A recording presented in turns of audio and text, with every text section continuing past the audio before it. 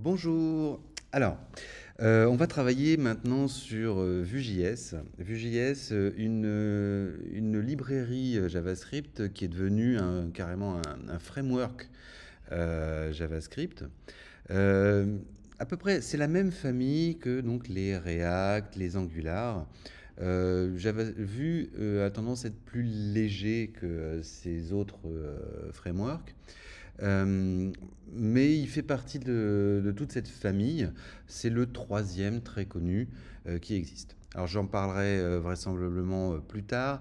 Il a cette nouveauté dans sa version 3 de pouvoir être utilisé sous différentes formes. Nous allons ici commencer par le CDN, c'est-à-dire qu'on ne va pas créer un projet complet, on va juste l'intégrer dans une page web. Mais sachez que voilà, on peut aussi créer des projets complets en Vue et avec deux méthodes qui existent. Mais ce sera pour d'autres vidéos. Alors, je vous propose, moi, de commencer pas tout à fait de zéro, de commencer déjà avec un petit projet préétabli. Et donc d'aller cloner un dépôt qui existe déjà, que j'ai créé.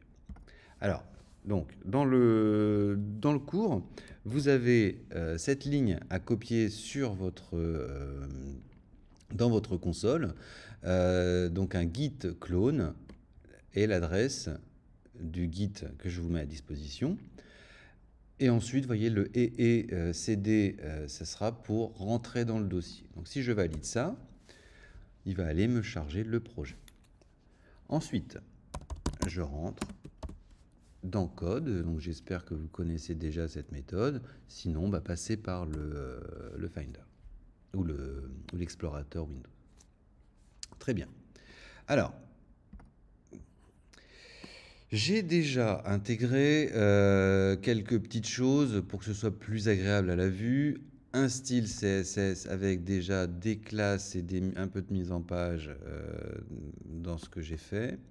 Et deux images qu'on utilisera par la suite. Ce qui nous intéresse ici, donc on a un fichier HTML classique. Et vous voyez donc que dans sa constitution, je vais chercher ma feuille de style, ça vous savez faire, et je vais surtout chercher ici, avec le CDN de Vue, la version 3 de Vue. Alors si on retourne sur la documentation, vous pouvez voir ici dans le démarrage rapide que soit on utilise un logiciel, un Build Tools, ou bien on va aller chercher donc directement notre librairie. Alors, arrobase 3, c'est pour la version 3. Si on veut travailler avec la dernière version, ce sera un next.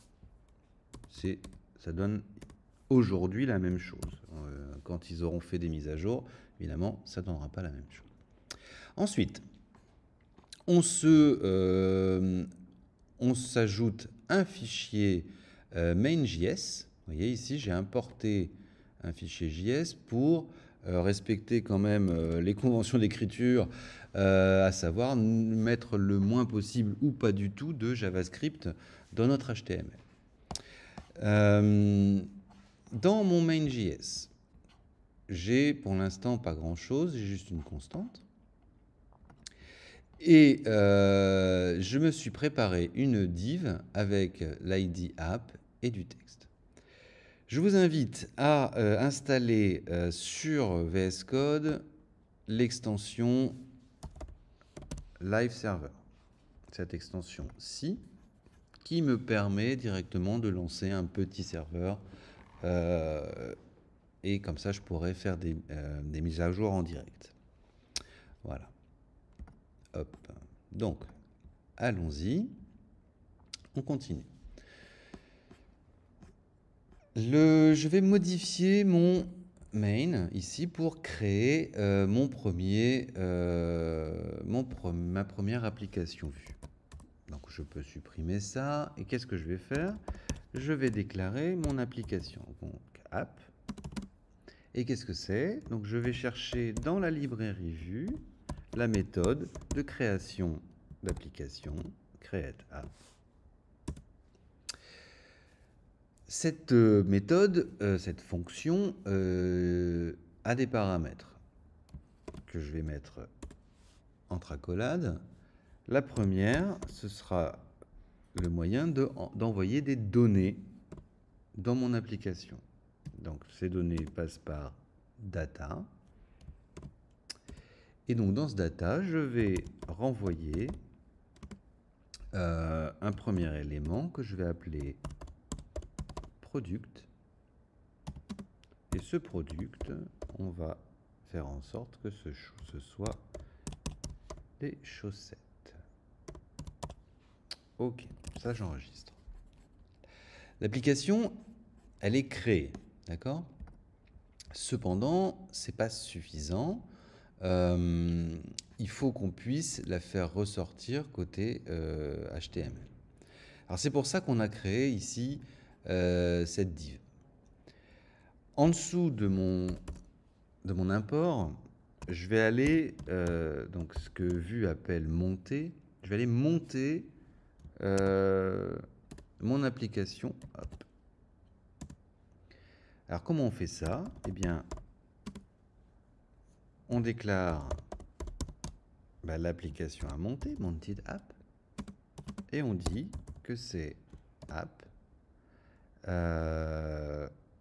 que je vais monter à quel endroit? Eh bien, sur la div avec ID app. Donc pour les ID, c'est bien un dièse. Ok. Alors pour l'instant, il ne risque pas de se passer grand-chose.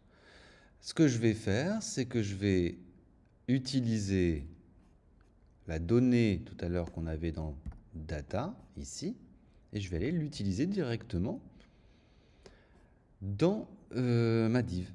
Alors ici, à la place de produit, je vais remplacer par product. Et les doubles accolades, là, les moustaches qu'on appelle, ça relie directement le contenu ici. Je sauvegarde et je vais lancer cette petite application en cliquant droit sur index et open in live server. Voilà. Donc ici, vous voyez qu'il vient de me dire qu'il avait ouvert sur le port 5500. Donc le port 5500, hop là. Je vais aller voir, alors j'avais déjà ouvert ici, sur le port 5500, je vais actualiser, voilà. Vous avez, les chaussettes sont ici. D'accord? Alors si je change, admettons que je change dans mon main, qu'on ne mette pas chaussettes, mais je ne sais pas moi, camion. Hop là. Je sauvegarde et vous voyez que le lien est fait directement. Très bien. Qu'est-ce que nous pouvons faire d'autre? Nous pouvons dans... donc ça, je vais remettre ce que j'avais. Hop là.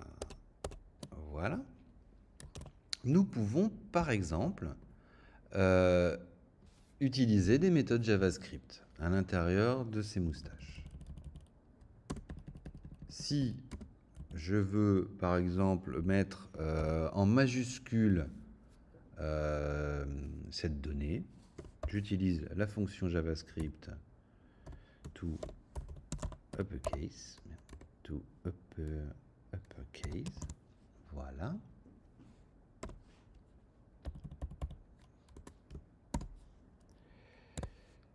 Ça va directement effectuer l'opération.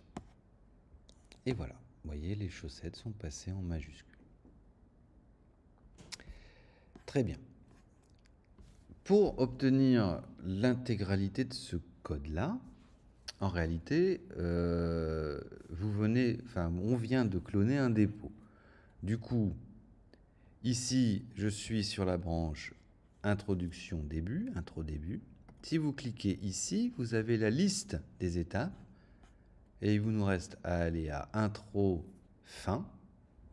Alors moi, j'ai pas fait de guide, j'ai rien fait du tout, j'ai pas j'ai pas fait de commit, je force l'extraction, j'ignore, hop, et ça m'écrit ce qu'on devrait avoir à la fin de cette première partie.